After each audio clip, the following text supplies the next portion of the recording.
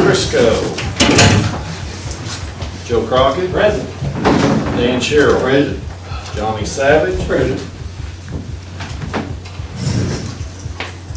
Dan Roberts. Present. Rick Griffin. Present. Dina Taylor. Present. Wayne Johnson. Yep. You have last meeting minutes in front of you. Or they were given to you at the committee meeting for the March 6th meeting. I move to approve. Have a motion and a second to approve the minutes from the last council meeting. All in favor? Aye. Opposed? Motion carries. I'd like to, since everybody, move an item of new business up now. So we have a gentleman here to present an award, and he'd like to get back home, I'm sure, before the storms get too hard. To do that, I have Paul Phillips from Cruise and Associates.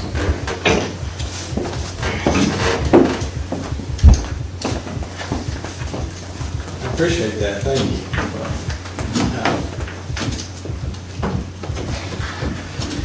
It's certainly my privilege to be here tonight. The reason that I'm here is to recognize the city of Harrison for an award that the city won in the Arkansas Business City Distinction Award. And as the mayor mentioned, my name is Paul Phillips, and I'm Senior Managing Director of investment banking firm Cruise and Associates. My firm was the presenting sponsor, so there's kind of a connection, and it's a natural connection when you talk about all the cities and the accomplishment of the cities throughout the state of Arkansas. But just in case there's a few in the audience that may not be completely familiar with the program, just briefly, let me say that it is a competition.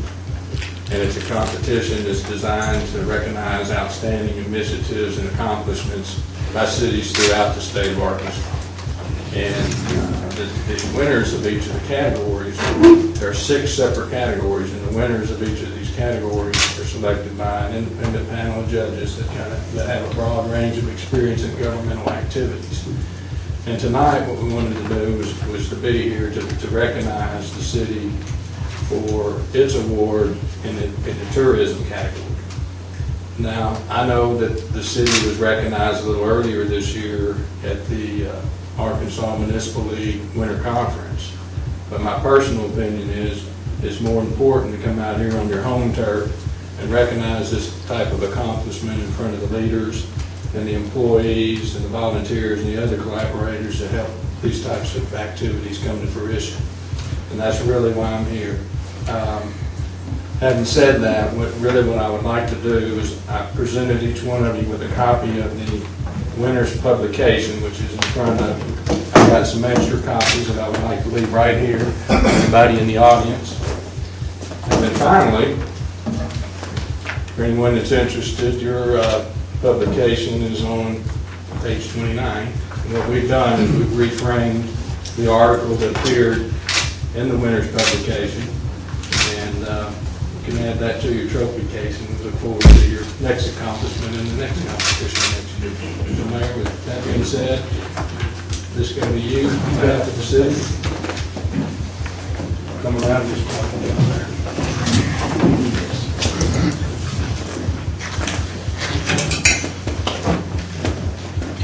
Congratulations. Appreciate it.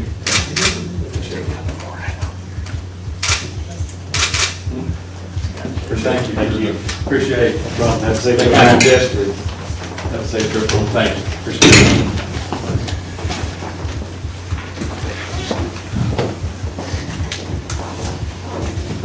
All right. Department reports.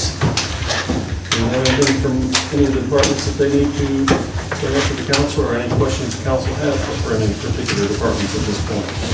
Well, from my standpoint, we didn't have time to get financial stuff, short term and everything, so I'll have them for us at the committee meeting. Okay, appreciate it. Thank you, John. Committee reports. Community Environment Services and Welfare. No report. Finance. You have no report. Internal Affairs. No report. Public Safety. No report. Public Works and Transportation. No report, Mayor. Resources and Policy. No report. Ordinances and resolutions. Do we have anything in that old business? Any old business to come before the council tonight? New business. We covered the City of Distinction, 2012 legislative audit acknowledgement. Luke had presented that, I think, at the committee meeting. Yes, we just needed an acknowledgement that you all had discussed in the committee meeting and You have reviewed and seen the audit. I move that we accept the audit. Second. We have a motion to accept the audit, and a second. All in favor? Aye. Opposed? Motion carries. Reopening of Crestview and Grandview Streets discussion. We'll discuss that a little bit in committee meeting. I make a motion that we open Crestview and Grandview to make it open through streets. I'll second. We have a motion and a second to reopen Crestview and Grandview Streets. Any discussion? Discussion. I need to tell you all that this action here is mainly for your information because this council has no authority to open or close streets, particularly if it's private property. There is a way to do this, and that's either a deed of dedication by the owner or by a replat of that subdivision that's approved by the planning commission.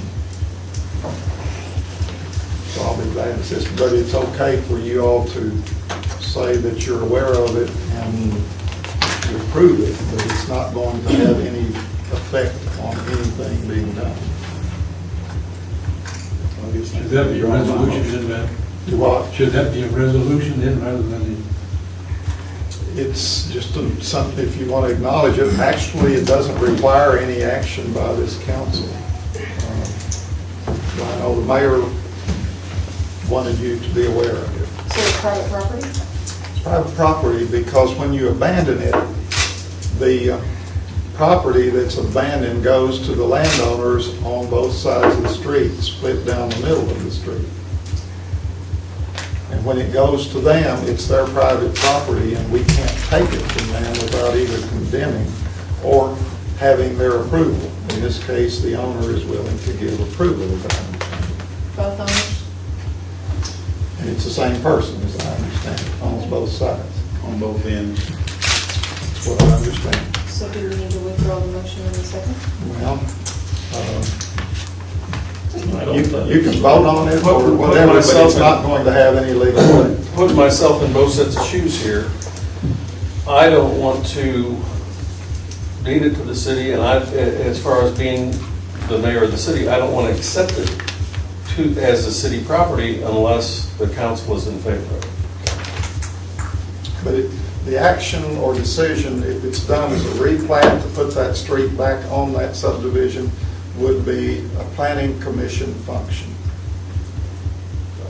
Or, in some cases, I know the city engineer, director of public works has in the past made those kinds of approval probably prior to Wade being here. And so if he's comfortable with it, he may be able to approve it. If the council doesn't want it, it doesn't matter to me either way. It works fine the way it is, but, for the residents up there, for Paul's benefit and Mark's benefit, they would like to see it open for the residents up there. We've heard several of them that would like to be able to use that stoplight to access Walmart and access the highway. From my We point of discussed view, this as a during the landowner, committee meetings, and all everybody was in No, that favor was of brought it. up then. And if y'all want to ratify that, Well, Van wasn't here. just go ahead, and if you want to call the vote on it when you're ready, it'll just be a matter of record. It just isn't going to have that much legal effect. It's more for informational purposes than anything, and the mayor would like to have your approval. There's a motion on the table. We can do it. Hell, you gotta hear that motion. The motion on the table is to open Crestview and Grandview streets. I guess the motion could be amended if it becomes city streets. or to accept Crestview To and accept- Grandview Street back Yeah. as a city street. You made the motion. Well, that's what we'll do. We'll amend it to becomes city streets, be the property of the city then, I guess. Once it's accepted. Once it's accepted. So the motion then as amended would read, to open Crestview and Grandview streets, once they are deeded back to the city. A motion and a second. Any further discussion? Is there any maintenance that we will have to do if they ever reopen? I mean, are the streets, Just as I mean, I know snow the clearing, blocks yeah. are there, but are the streets still good up there?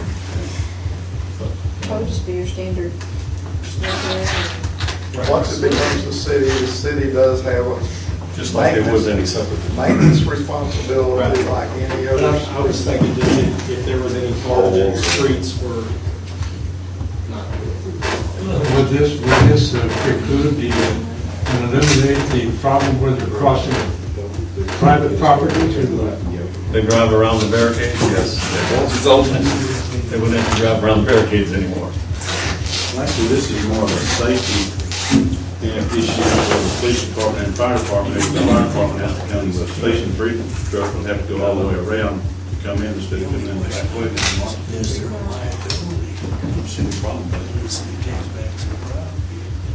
Motion and a second. call for the question. All in favor? Motion carries. Windsor Drainage Project. Have a contract bid? We do.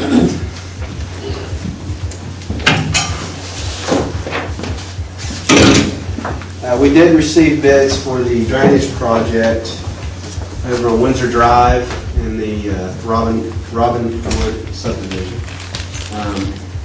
The low bid was Butch May Contracting.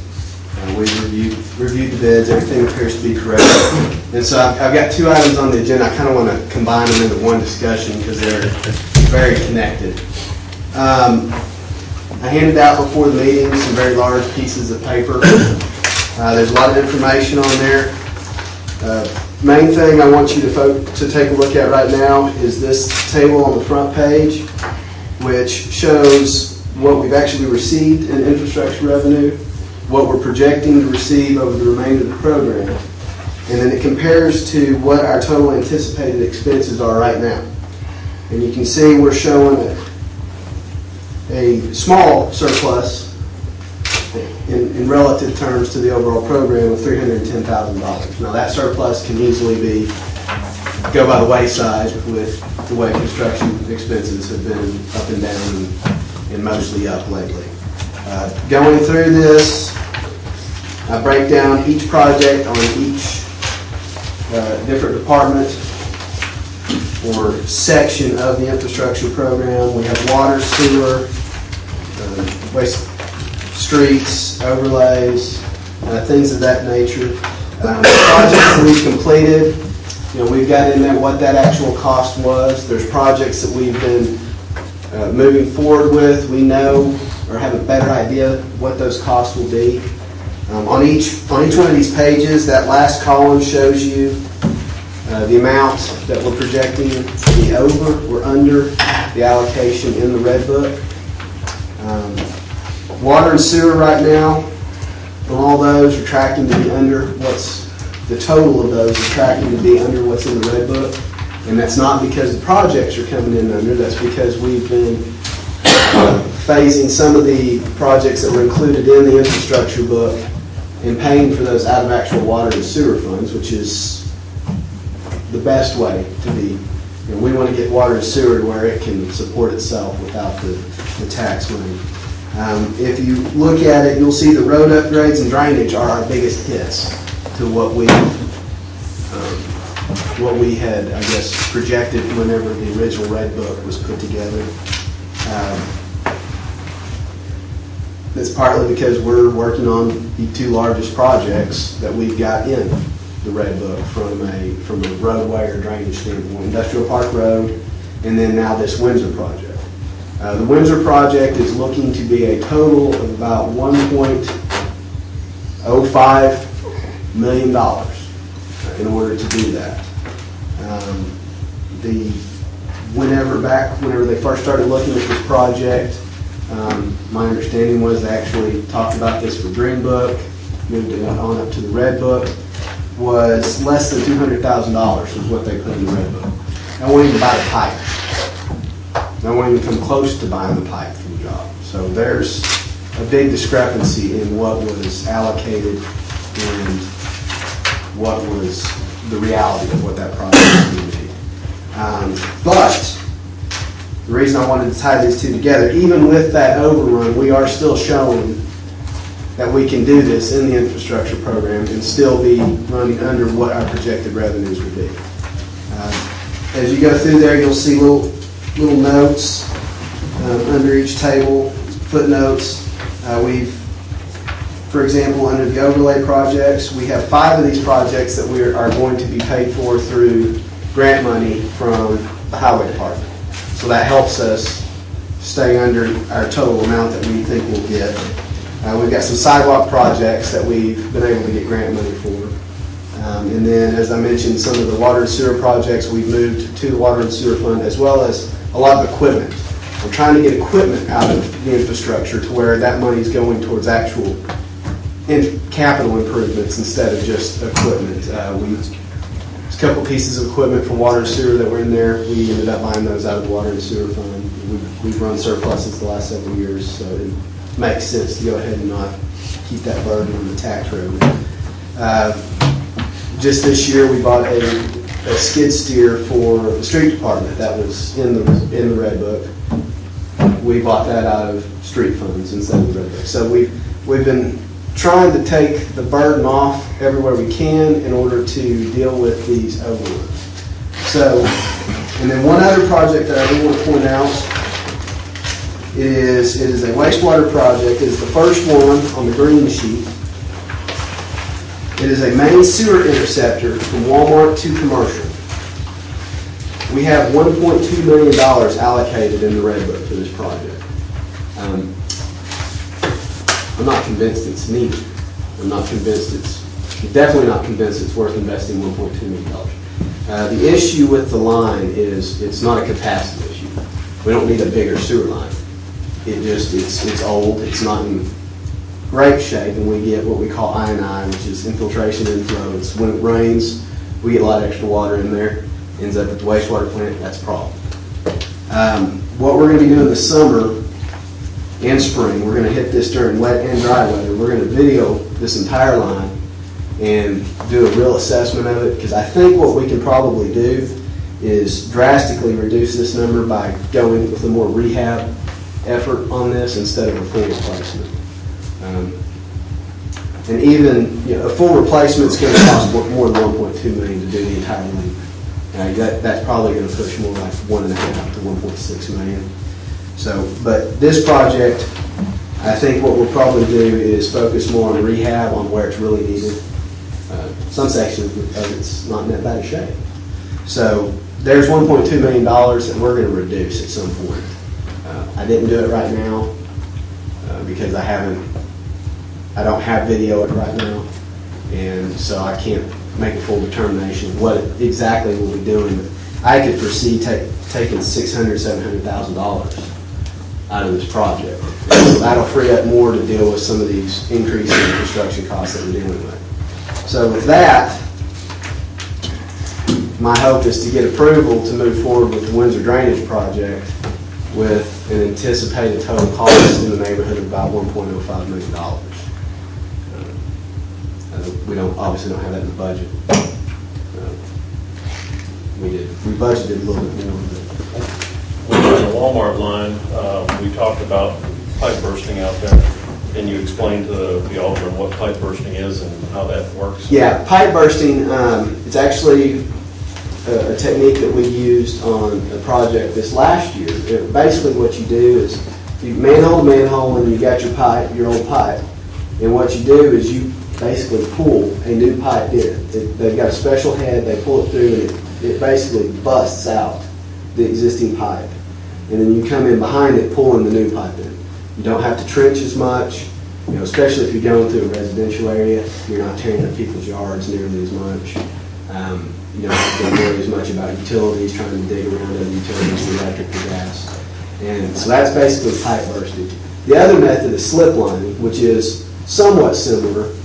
You don't actually burst out the existing pipe. If the structural integrity of the pipe's okay, but you just got some leakage on it, then slip lining is kind of the way to go. And that's basically you're basically pulling in an epoxy liner that they expand, they put it in and they expand it out and it cures and it lines it. It's kind of, best example is Rhino liner on a pickup truck. They did a ton of it over in Eureka Springs a few years ago. Yeah, lots of cities have done it. I mean, I've done it down in Clarksville, done some in Siloam.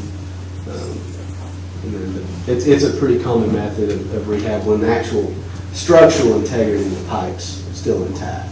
So those are the two main things that we'll be looking at doing, instead of just a full replacement where we're building new manholes and trenching the whole thing up and tearing it. It's less expensive, it's less intrusive, and it takes less time. So I wanted to point that one out also, that we've got some opportunity to save a fair amount of money there by doing a little more prudent approach to fixing that problem. What we're looking for now is approval on Windsor Drive project, or so we're applying. Did you bring the bid with you? I don't have the actual bid with me.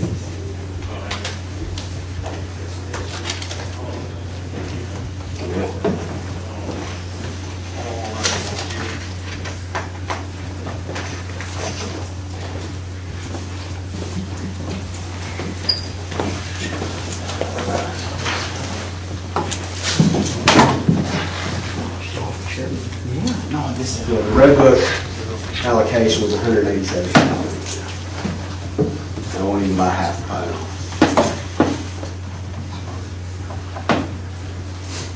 Or you just need approval to start that project? Award the bid. Or the bid? I don't want to approve the bid if I don't know what it is. Well, the bid is, it's $997,000, but I'm still negotiating some property. I'm still not the construction, property. What I need approval is for this Change in the price. Yeah, the price. I move to approve the change. Second. Have a motion and a second to approve the price on the changing the price on the Windsor project. All in favor? Aye. Opposed? Motion carries. Thank you. Thanks, Wayne. I appreciate the update on the expenditures in the Red Book. That took you a lot of time, I'm sure. It did. Hopefully, the way we're doing it now will be a lot easier to get this up to date. Sure will. Thank you. Ozark Expo announcement. Just wanted to announce to the aldermen and everybody in the audience that on April 12th, which will be on a Saturday, we're going to be having another booth at the Ozarks Expo. It'll be at the North Arc South Campus. So I'd love some aldermen to volunteer some time to represent the city or department heads, of course. Thank you. Thank you, Patrick. We have Kevin Hodges from Inland Services and Jeremy McBride from Inland Services in the audience. Kevin is the relatively new, I would say, district manager. Well, I'm vice president for Arkansas, Missouri, and I just wanted to come and introduce myself to everybody. I haven't met a lot of you, and when I introduced Jeremy, I guess some of you may or may not know him. He is the local manager here, and he's responsible for all the truck drivers and all the trucks. And I basically, just let you know that, we want to serve this community. We want to do a good job. I mean, that is our commitment. I want to extend an invitation to all the council members. Whenever, I'd like to have you all come out, maybe in the next couple of weeks if possible, whenever you need to run in your wards or just whatever's convenient for you. But, we'd like to get you, talk to you about what we're doing, some of the programs we have set up, maybe meet the drivers, talk to the people that's in your neighborhoods. And if you have a particular problem, or if there's something that's reoccurring that we need to know about or haven't addressed, please let us know. We want to fix the problem. We don't want things hanging out there and just going on and not getting fixed. We wouldn't want to fix them. And if we don't know about something, we can't fix it. We have been keeping phone logs. We've been logging every call that we've been getting in. We've been sending it to the city on a daily basis for, I guess, quite some time now. The good thing is with some of the programs we've already instituted, the call logs, the call-ins have gone down substantially. Some of that may be weather related. We'd like to think that, we're not getting the repeat people calling in week after week. If they do call in with something, it's actually being taken care of, and we're addressing the situation on a timely basis. And we just want to be a good steward of the community. But besides that, I guess we'll be back in a couple of weeks. I'm more than likely going to bring our staff with us. So, if you have questions for a particular driver or, how we're doing things, you'll be able to ask us. But we want to address these things. And we want to be, like I said, good stewards for the community. And we want to do things right. So, anybody have any questions? Please give Jeremy a call. I guess you have your business cards. If you all don't have his contact information, please give us a call. And we'd like for you to come out. We can talk in specifics about your awards and what may be going on. And let's just get everything on the table and let's get things fixed. I was out there a few weeks ago and pulled in because I had some recycling I was going to drop off. No one was in the office, and one of the drivers had to come up and assist me. We've hired a new gentleman that is his job now, is to man the facility. And he just started, I don't know, a week or two. When did you come by? It's been 2-3 weeks ago. Okay. I'm glad to say, though, I did have some calls, and I told them, please call the mayor's office, because it seems like the only thing they ever hear is the bad news. I had a lady call me and said, she had a wonderful experience. She's an elderly lady, and she had a prior experience like that, too.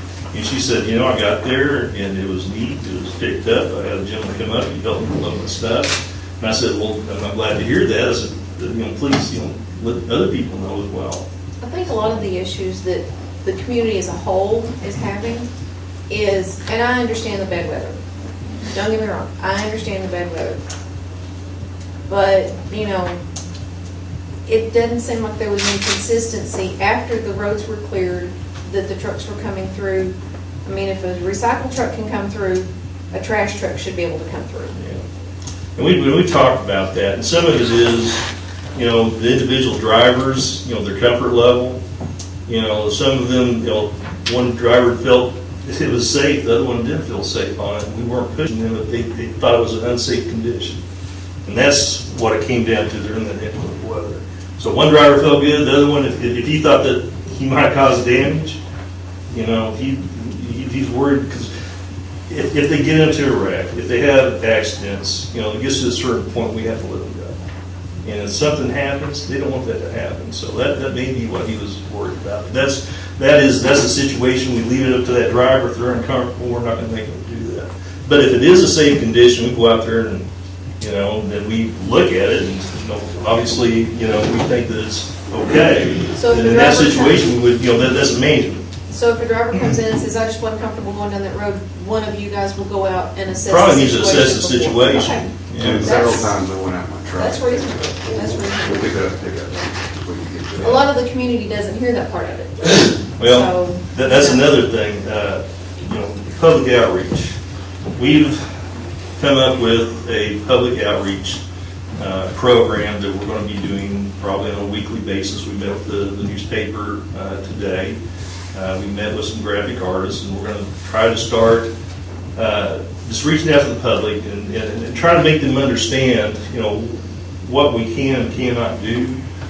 We're going to do the best that we possibly can, but it's a two-way street. We need help from the public as well.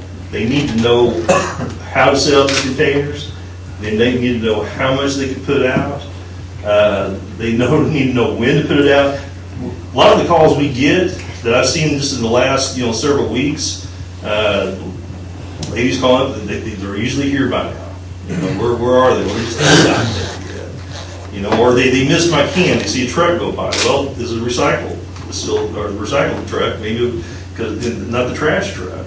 Because they run the routes a little bit differently. So, what we're gonna do is we're basically gonna tell people, how to set up their containers, what to put in their trash, what to put in the recyclables, what can be recycled, how do we run our routes, and just basically try to inform them as much as possible, what we do, so maybe they understand it a little bit better.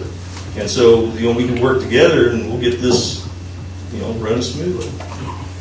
That's our goal.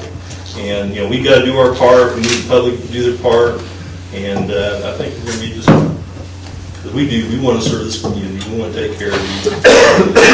We don't want City Hall, getting, a bunch of calls, or you guys getting calls, and if you are getting calls, we need to know, you need to get in contact with us. So if we don't know, we can't do anything about it.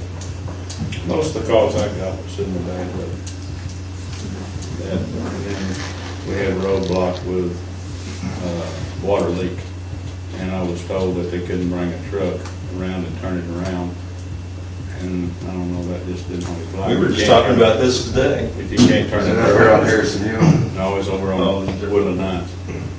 Yeah, that's what Jeremy's referring to as having. Yeah, what it was he couldn't get all the way through. Right, he And for couldn't. him to come out, he would have had to back up. And he said he wasn't gonna back up, all the way back up that road. With the safety issues, somebody come around one of the corners, we couldn't see him. So I believe, I checked it several times, and then when the water leak was fixed, we went back out and got it. The next, our trash is on Tuesday. The trash on Sycamore Street was not picked up till the following Tuesday.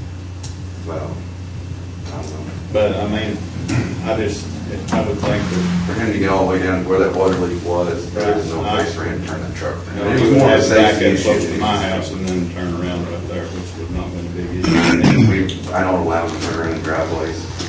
The weight of those trucks, if we break somebody's driveway, we got to fix it. What I hear mainly, and I was gonna bring this up at our meeting this time, is what you're evidently working on is public outreach. I get calls up, well, I'm throwing my husband's recliner out there in the road, when are they gonna pick it up?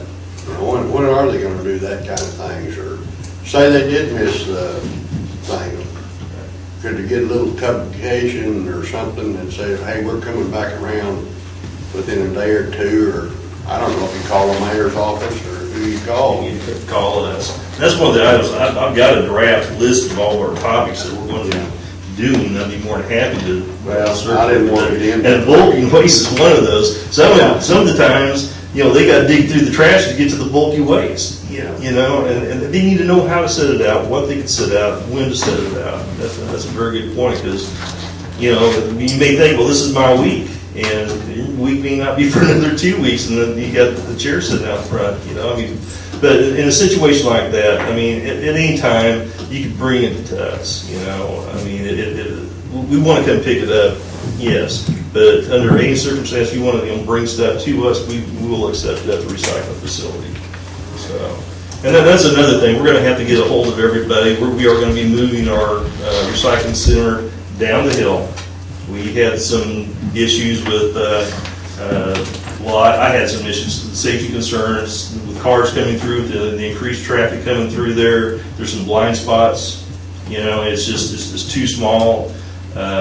We've been working with Winkler Logistics, and we're getting that taken care of. We have, a good lane for people to come through. We're going to be able to reduce some bottlenecks, move where they're doing the yard waste recycling away from the front. So we've had people literally block the entire facility, sitting there trying to load a trailer full of leaves or brush or whatever, and getting cars stacked up behind them. So we've got a plan figured out to help at least with some of the logistics there, and hopefully make it a better experience for the citizens as well.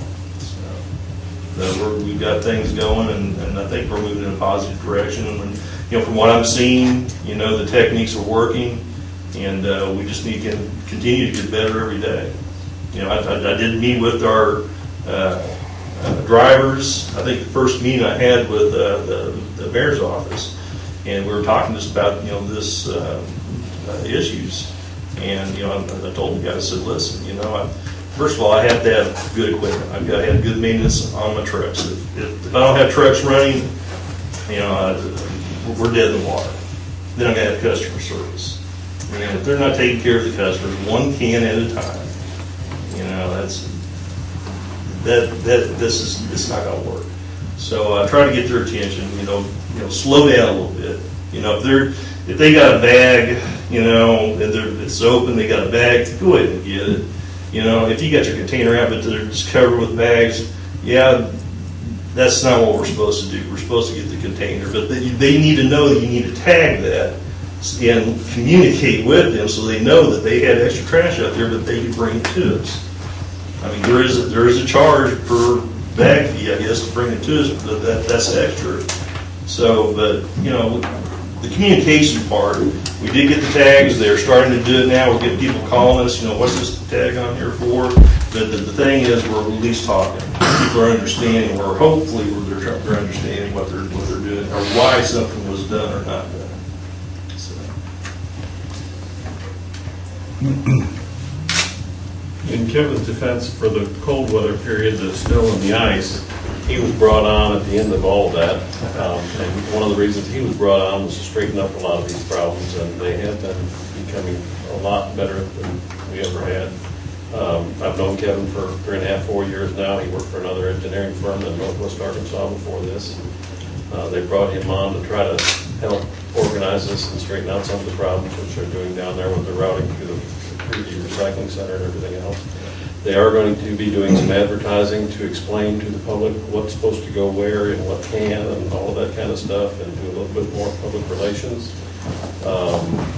They also are getting a little better organized as far as their employees down there, people on duty at certain hours and answering the phone and taking care of stuff. Every time I call Jeremy, he'll go out in his pickup truck and pick up trash if they miss something. Every time I've called him, he's done that. So they've always been cooperative there. We have had a few issues. I had a lady the other day call me this past week, called me up and said, I put 3 bags of leaves up there and they wouldn't pick them up. And they said they could bring them down to the transfer station. Not transfer station, but I don't want to say that. But anyway, recycle center. But anyway, they said they could bring them down there. I said, ma'am, they cannot by law put yard waste in the landfill. And she says, well, it decomposes. I said, I understand that, but the state law says you can't put yard waste in the landfill because they don't want the landfills full.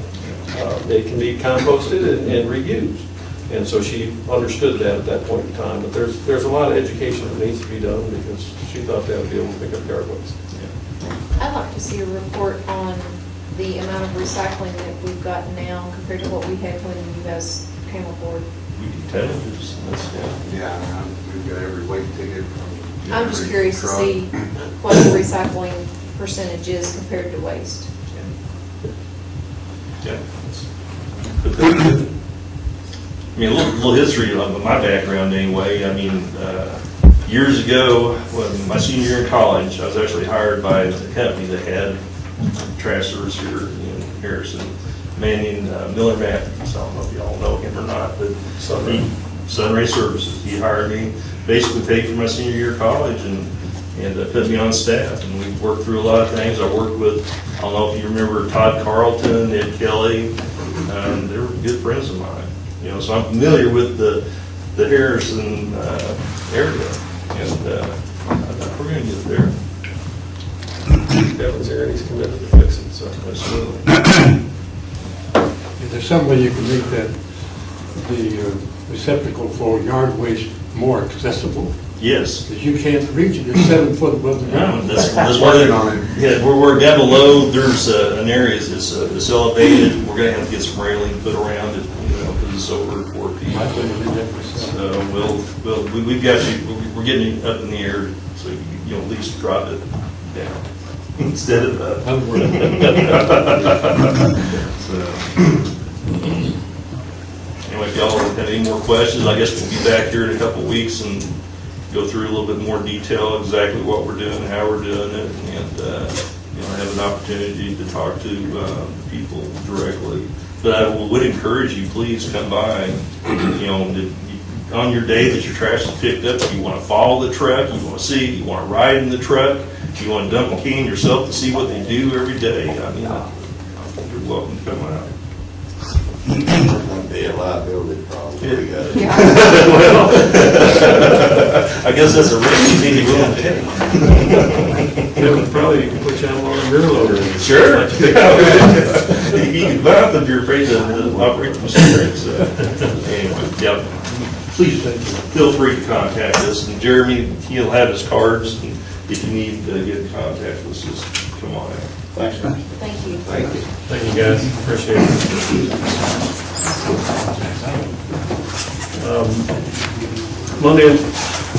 Tuesday and Wednesday this week, we had the Martin Luther King Vigil at the Theater on Monday night, or Tuesday night, which went very well. We had a great attendance from all over the state. Wednesday, they had the Nonviolent Youth Summit at the Durant Center, and they had kids from all over. I would guess probably 400 plus, all from all over the state. Everything went really well. It was well received. They had some great speakers.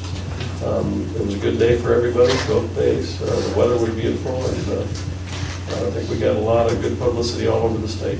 So it went well there. Good way for everybody but graduating the green Jeep, huh? I would say so.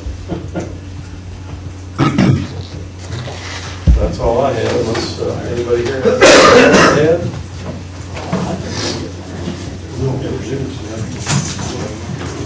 Move for Germany. Second. All in favor?